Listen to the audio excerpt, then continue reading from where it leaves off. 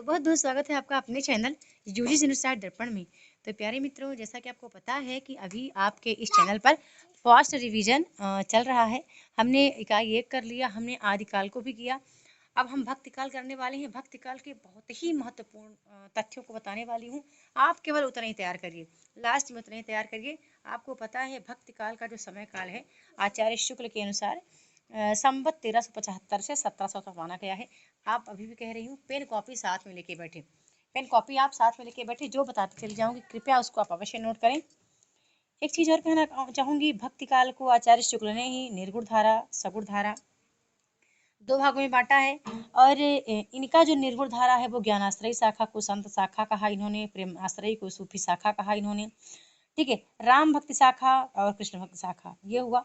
लेकिन एक बात कहूंगी, आप ये याद रखना, जो इनका आचार्य शुक्ल जी का हिंदी साहित्य का इतिहास है उसमें क्या है कि ये 6 प्रकरण देते हैं। ठीक है, 6 प्रकरणों में पहले प्रकरण में सामान्य परिचय, दूसरे में निर्गुण धारा ज्ञानाश्रयी शाखा, तीसरे में निर्गुण धारा प्रेमाश्रयी शाखा, चौथे में सगुण धारा, पांचवें में सगुण धारा कृष्णाश्रयी शाखा और छठवें में सगुण धारा भक्तिकाल की फुटकल रचनाएं। तो ये प्रकरण आप अवश्य याद रखें कि किस प्रकरण में क्या चीज वर्णित है। आपको पता है मध्यकाल को 2 भागों में बांटा इन्होंने, भक्तिकाल और उत्तर मध्यकाल। ठीक है, पूर्व मध्यकाल उत्तर मध्यकाल। तो भक्तिकाल को का जो पहला भाग आता है तो वो पूर्व मध्यकाल आता है, दूसरा भाग उत्तर मध्यकाल जिसको इन्होंने रीतिकाल की संज्ञा दी। ठीक है, तो ये भी आप याद रखें कि पूर्व मध्यकाल कौन सा है, उत्तर मध्यकाल कौन सा है।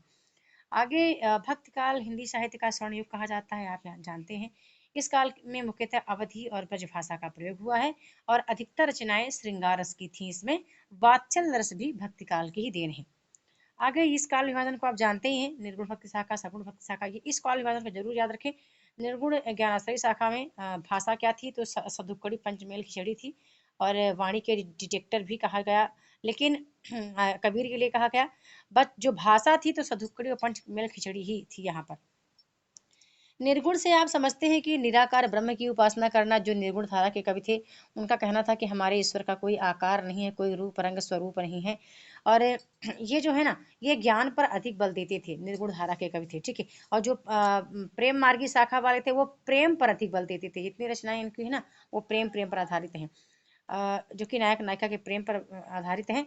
और आगे मैं बताऊंगी कि प्रमुख रस शांत रहा है। इसका प्रमुख कवि कौन कौन आपको देख लेने हैं निर्गुण धारा के, तो आप नामदेव को देख लीजिए, रैदास को देख लीजिए, कबीर दास की रचनाएं देख लीजिए, गुरु नानक जी को जन्म समय भी देखना है और इनकी रचनाएं भी देखना है। इतना लिख करके इनका जन्म समय रचनाएं अवश्य लिखते जाएं। प्रमुख प्रमुख दादू दयाल हैं, मलूक दास हैं, सुंदर दास हैं, हरिदास निरंजनी हैं और रज्जब हैं।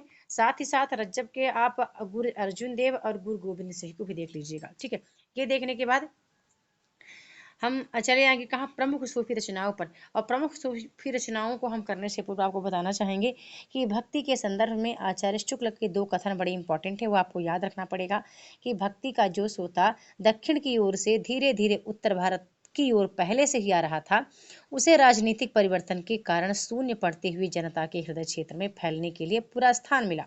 फिर इन्होंने एक और कथन कहा भक्ति काल के संदर्भ में। ये कहते हैं कि आचार्य शुक्ल कहते हैं कि भक्त के आंदोलन की जो लहर दक्षिण से आई उसी ने उत्तर भारत की परिस्थिति के अनुरूप हिंदू मुसलमान दोनों के लिए एक सामान्य भक्ति मार्ग की भावना कुछ लोगों में जगाई। ठीक है, ऐसा कहते हैं। तो ये दोनों तथ्य आपको बंधु याद रखने पड़ेंगे। और काफ़ी मतलब आते हैं। तुलसीदास ने इसके संबंध में कहा कि गोरख जगायो जोग भगति भगाए लोग। ठीक है, आदि बातें आती हैं। बट यहाँ पर हम सूफी प्रेमाख्यानक रचनाओं में देखते हैं कौन कौन इंपॉर्टेंट है। तो आपको पता है कि ये जो सूफी प्रेमाख्यानक रचना है तो हिंदू मुस्लिम एकता की प्रमुखता व हिंदू प्रेम की कहानियों का वर्णन इसमें देखने को मिलता है। सबसे इम्पॉर्टेंट है कि आपको क्या याद रखना पड़ेगा बंधु। ठीक है, आप हंसावली को याद रखें। हंसावली असाहित की रचना है। ठीक है, हंसावली 1370 में प्रकाशित हुई है। और इसके बाद चंदायन है, चंदायन मुल्ला दाऊद की है, इसको भी याद रखें, इंपॉर्टेंट है, ये भी कई बार एग्जाम में पूछ ली जाती है। सत्यवती कथा बहुत बार रिपीट हुई है, ईश्वरदास की है। ठीक है, मृगावती कुतुबुन की है। इसके बाद मृगावती, हाँ मृगावती तो यार बंधु छूट गया है, लेकिन मृगावती को भी आपको याद रखना, कुतुबुन की रचना है। इसके बाद आपको पद्मावत बड़ी इंपॉर्टेंट है, इसको जरूर देखिएगा। इसके बाद आपको देखना है मधुमालती मंझन दास की, रूप मंजरी को भी देख लेना है। ठीक है, इसके बाद आपको देख लेना है किसको, चित्रावली उस्मान की रचना है, बड़ी इंपॉर्टेंट है, बहुत बार एग्जाम में रिपीट हुई है। इसके बाद ज्ञानदीप को आप देख लीजिएगा। शेख नबी की है, इंद्रावती अनुराग बासुरी की, ये कुछ प्रमुख हैं। तो इन रचनाओं का आप अवश्य याद रखें। और आगे हम चलते हैं तो मैंने वैसे भी लिखा है कि मलिक मोहम्मद जायसी को आप विशेष रूप से तैयार करें, ठीक है। उनकी सभी रचनाओं को, चाहे उनकी रचना पद्मावत हो, अखरावट हो, आखिरी कलाम हो, कहरनामा, चित्ररेखा, मसलानामा, कान्हावत, क्योंकि इनका विषय भी पूछा जाता है ना। क्योंकि आखिरी कलाम का कई बार एग्जाम में रिपीट होता है, अखरावट का रिपीट हुआ है, ठीक है, कि अखरावट की विषय वस्तु क्या है। तो ये देवनागरी वर्णमाला के प्रत्येक अक्षर को लेकर एक सिद्धांत संबंधी चौपाई से भरी ग्रंथ है, ठीक है। तो ये बात आप अवश्य याद रखें। अब वहीं हम जब आते हैं सगुण भक्ति धारा के अंतर्गत, तो सगुण भक्ति धारा में आपको राम मार्गी, कृष्ण मार्गी, ठीक है। राम मार्गी का आशय हुआ कि यहाँ पर राम से संबंधित ग्रंथ लिखे गए, यानी जो रचनाएं की गई सब राम पर आधारित थी। और कृष्ण भक्ति शाखा में कृष्ण को आधार बनाकर जो रचनाएं की जाती हैं, ठीक है। तो हम आगे चलते हैं तो इम्पोर्टेंट हमारा ये निकल कर आता है कि सबसे पहले तो देख लेते हैं कि श्री राम का सत्यशील व सौंदर्य के प्रमुखता का वर्णन हमें देखने को मिलता है। भाषा इसकी क्या है, तो अवधि और ब्रज है, और सभी रसों का समावेश इसमें है, परंतु शांत है, ठीक है, माफ़ करना सुशांत हो गया है। शांत श्रृंगार रस की इसमें प्रधानता देखने को मिलती है। अब हम जब चलते हैं, टाइपिंग मास्टर मैं ही हूँ, ठीक है। अभी बोल बोल के टाइपिंग चलती रहती है, बाकी टाइपिंग तो दिन में मेरे ख्याल से सब मतलब कम से कम 20-25 पेज टाइपिंग हो ही जाता है। गोस्वामी तुलसीदास को बड़े ध्यान से आपको करना है।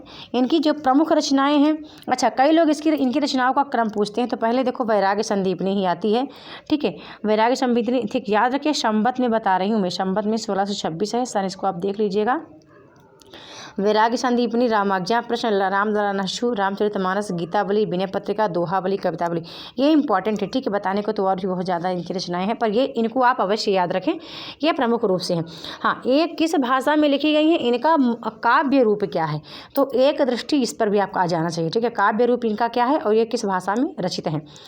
ईश्वरदास की रचनाएं भी आपको देख लेना है, बहुत इंपॉर्टेंट है। अग्रदास को देख लीजिए, नाभादास की रचनाएं जरूर देखिएगा। प्राणचंद्र चौहान की रचना भी आती है, एक ही है लेकिन पूछी जाती है। हृदय राम का देखना है, माधव दास चरण का, लाल दास का, सेनापति की रचना भी देख लीजिएगा। और केशव दास को मैंने यहाँ लिया नहीं है, क्योंकि केशव दास को मैं चाहती हूँ कि हम पढ़ेंगे रीतकाल की कवियों में, पर केशव दास की रामचंद्रिका जो है वो भक्तिकाल की श्रेणी में ही आती है, ठीक है। उनकी रचना वहाँ पर नहीं रखी गई है, यानी रीतकाल की श्रेणी में, जबकि कवि प्रिया, रसिक प्रिया वगैरह उनकी रीतकाल की श्रेणी में ही आती है। लेकिन रामचंद्रिका क्या है कि वो आती है हमारे भक्तकाल के अंतर्गत। तुलसीदास के संबंध में विभिन्न विद्वानों के कथन भी आप जरूर याद रखें, क्योंकि आपको पता है कि किसने मतलब कलिकाल का वाल्मीकि कहा है, या किसने मुगल काल का सबसे महान व्यक्ति कहा, किसने कह दिया कि जातीय कवि हैं, किसने रूपकों का बादशाह, अनुप्रास का बादशाह, ये सारी चीज़ें भी आपको एक बार देख लेना है, ठीक है। आगे जब आते हैं बंधु, तो आगे हम देखते हैं कृष्ण काव्य धारा और राम काव्य धारा परंपरा के प्रमुख सिद्धांतों को भी आप जरूर देखें। जो प्रमुख सिद्धांत आए हैं कहने का, जैसे कि विशिष्ट द्वैतवाद है, ठीक है, द्वैतवाद है ना, या फिर अद्वैत वेदांत है, या बात करूँ कुछ शुद्धाद्वैतवाद है, ठीक है, भेदवाद है, तो इसको भी आप जरूर याद रखिएगा, है ना। यदि याद नहीं है तो बताइएगा, तो पीडीएफ में, वैसे मेरे पीडीएफ में सभी चीज़ें मेंशन है और बहुत ही सरलता से मेंशन है, बहुत विस्तार पूर्वक है, लेकिन इसका मैं एक छोटा सा निचोड़ आपको बता रही हूँ कि अंत में आप इतने लोगों को अवश्य पढ़ के रखें, ऐसा नहीं कि ये छूट जाए और पढ़ने के चक्कर में ये छूट जाए। अष्टछाप के कवियों को जरूर देखें, क्योंकि इनका क्रम बंधु पूछे ही ले जाता है। जो अष्टछापी कवि हैं, 4 शिष्य वल्लभाचार्य के थे। अच्छा, इसकी स्थापना कब हुई है अष्टछाप की, ये भी देखें। 4 शिष्य वल्लभाचार्य के थे, कुंभन दास, सूरदास, परमानंद दास और कृष्णदास, और वहीं पर 4 शिष्य गोस्वामी विट्ठलनाथ जी के थे, तो गोविंद स्वामी, क्षित स्वामी, चतुष्पुर दास, नंददास, ठीक है। और इनको मैंने कई बार कहा है कि ये भाई आपको बहुत अच्छे से याद हो सकते हैं।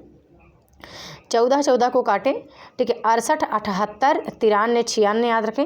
और यहाँ आपको याद करना है तो 5, 15, 30, 33 आप याद रखें, ठीक है। 15 को यहाँ पे आप काट दीजिए, तो ये चीज़ें आपको देख लेनी है।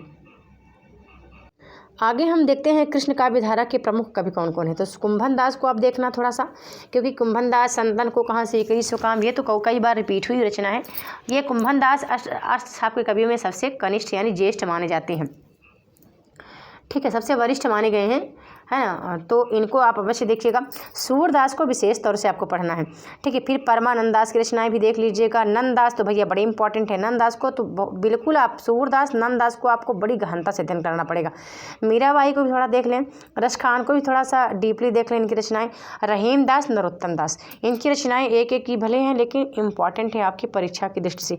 जब बात कर रही थी मैं कि कृष्ण काव्य परंपरा या राम काव्य परंपरा के संप्रदाय आप देखें तो संप्रदाय देखते समय आप ये भी देखें कि सनकादि संप्रदाय कौन सा है, कौन इसके प्रवर्तक आचार्य हैं, इनका दार्शनिक मत। रुद्र संप्रदाय, सखी या हरदासी संप्रदाय, गौड़ीय संप्रदाय, राधा वल्लभ संप्रदाय, ठीक है। राधा वल्लभ संप्रदाय के जो प्रवर्तक है वो हित हरिवंश हैं, ठीक है। तो ये चीज़ें आपको बढ़िया गौर से देखनी है।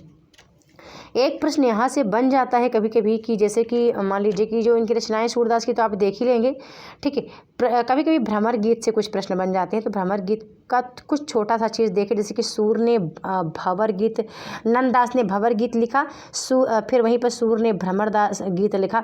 तो कुछ ये जो डाउट है आप ज़रूर देख लें। साथ में आप ये भी बंधु देख कर रखें कि भक्ति काल के संबंध, उदय के संबंध में क्या क्या विद्वानों ने कहा है, ठीक है। तो ये भी आपको देख लेना है। तो ये चीज़ें हो गई। अब हम ना दो काम एक साथ करेंगे। एक तो हम इकाई एक हमारा हो गया इकाई 2 से इकाई 4 तक पढ़ रहे हैं, और उधर हम इकाई 5 से भी स्टार्ट करेंगे, ठीक है। या तो इकाई 1 से हम 5 तक करेंगे और एक वीडियो इकाई 6 से भी आएगी, ठीक है। इकाई 6, 7 से भी हम एक दिन डेली करते चले जाएंगे, क्योंकि रचनाएं काफ़ी ज़्यादा हैं तो हमें बताने में ताकि सुविधा हो और आपको लिख लेने में सुविधा हो, ठीक है। क्योंकि परीक्षा आपका बंधु कोई पोस्टपोन की डेट आई नहीं है, तो परीक्षा मेरे ख्याल से लग रहा है कि 12, 13, 14 को ही होने वाली है ना। तो बहुत बहुत धन्यवाद।